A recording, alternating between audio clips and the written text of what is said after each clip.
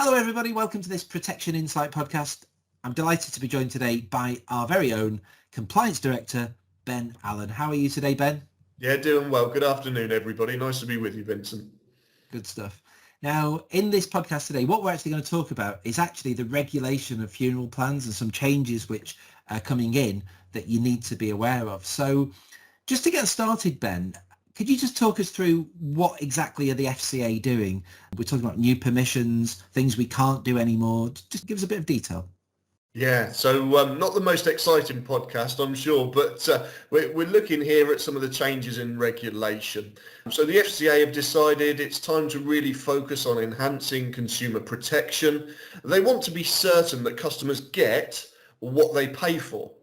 Not an unreasonable request, and I'm sure probably we'd all agree with that.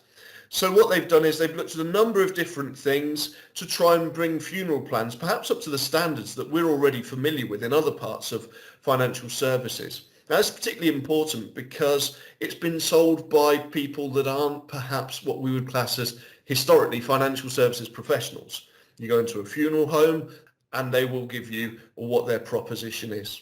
So the idea is to give a bit more protection to the consumer. Now, they've done this in a few ways. They've done simple things like banning cold calling. They've decided that now sellers will need to be registered, and that means that they'll have to be fitness and propriety assessed, just like all of us within the network. And then they've gone one step further and they put a ban on commission. So the small number of funeral plans we previously sold is probably going to reduce to nothing pretty soon. So from that point of view, it's time for us to listen up and look at what we can do.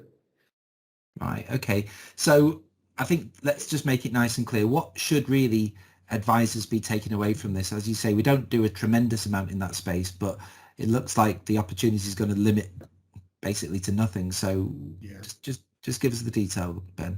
So the FCA are also introducing a new set of permissions, which as a network we've taken the decision that we won't apply for, not based on the volumes that we do. Now those permissions will come into play, as with all of these rules, 29th of July next year.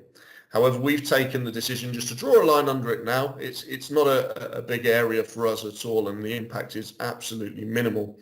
So from an advisor's point of view, what they need to be thinking about is, if I'm faced with a customer who wants to do some planning for their future, for their funeral needs and other things besides, how can I go about doing this?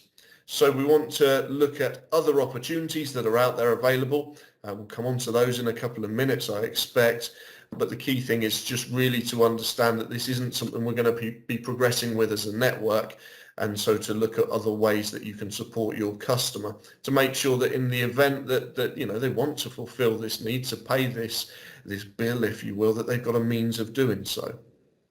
Okay. And I think some advisors will recognise that Golden Charter would be one of the products, the main products really, that they would use for that type of thing. Is there going to be any opportunity there with some kind of, if commission isn't available, to actually refer the business and maybe still get some kind of income stream that way, Ben? That's a really interesting point, because we've worked with Golden Charter for a number of years, got good relations there. And right now, this news is really something that they're focusing on. They're having to change their proposition, and there's going to probably be some changes there. So what can we do? Well, historically, we have referred to them. That was really the only business that we ever did. That route is perhaps a little uncertain. They're looking at how they can best do so that we can pass those leads over to them. But of course, remuneration will stop. So from that point of view, it really does make sense to look at the other options that are available. We can take from that immediately whole of life plans, over 50s plans, stop and look at those before we make the referral away, because it may be actually that they suit the client's circumstances a little bit better. Yeah. And obviously we do, like you say, whole of life, that is probably going to become a slightly bigger opportunity then, I guess, because we do have access to some whole of life products.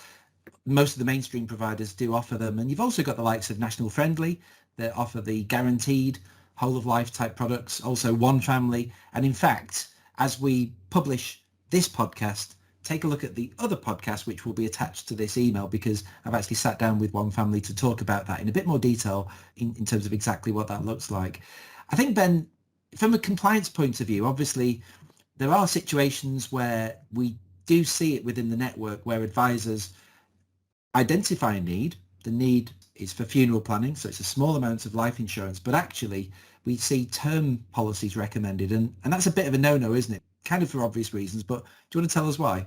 Yeah, you're spot on, Vincent. So we're sorry to say that we still see a recommendation where there is a presumption about the age at which somebody's going to die. So it could well be that you've got your customer sat in front of you and you're looking at the options, and well, we're used to selling term assurance. We're comfortable with selling term assurance. And so our customer might say something along the lines of, yeah, I think I'm likely to die by the time I'm age 90. But how do we know? We don't have that crystal ball. So if I could encourage one thing off the back of this podcast, it would be to just get yourself up to speed on the options that are there in terms of the whole of life plans, because they actually fit the customer's need better. And bearing in mind, none of us know when we're going to go. So the fact that we've got a policy that is in place for the whole of our life, and then we'll pay out the monies required to pay for these funeral planning costs, well, that can only be seen as good advice. If you do a term policy, conversely, there's always going to be that question mark. What if the customer dies age 91? We probably would find ourselves struggling to defend that against their dependents in the future. Yeah, makes sense. It's common sense. You just don't know, do you? So why would you limit the term to a period of time when actually there's a better option in terms of the whole of life? So I guess as we summarize the podcast, Ben, what would you say are the key takeaways? Because we're going to end the podcast in a second. Key takeaways for people who've been watching this. What do you reckon? So final message really, just to be clear, is there is going to be no more funeral plans sold through the network from this day forwards. That isn't a terrible thing, because what that means is we have an opportunity to demonstrate our ability as advisors. That means getting to know the products at our disposal, whole of life and the over 50s plans, and making use of those for fulfilling customers' funeral planning needs. And that way the ban on commission and the other things that are going to come in off the back of this consultation paper, now the policy statement as well from the FCA, it doesn't affect us. It enables us to carry on giving the service we do well. You know, we are good at giving these sort of services to our customers. We think about their needs. Yeah, keep going with it, and well done, everybody. Awesome. Excellent. Well, Ben, thank you very much for joining us today. And obviously, any advisors that happen to be tuning into this, as always, thank you for watching. Until next time, it's bye for now. Thanks. Goodbye.